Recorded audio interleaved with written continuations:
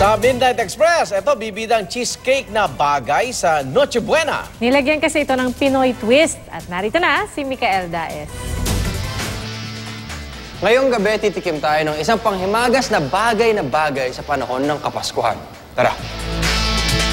Well, ito ay ating buko pandan cheesecake. Kinumbine ko yung paborito natin lahat, which is syempre sa Kapaskuhan, yung buko pandan and yung cheesecake. Kinumbine ko siya in one to make this dessert.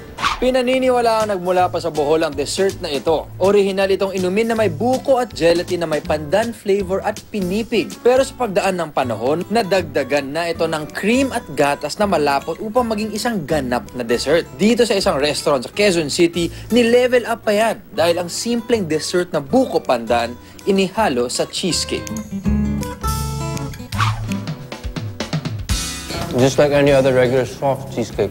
Kasi maraming iba't ibang klaseng cheesecake, diba?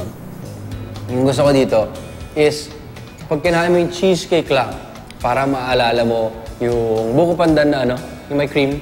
At para mas lalong sumaya ang ating Pasko, bakit hindi natin subukan ng mga bagong putahe kagaya ng buko pandan cheesecake?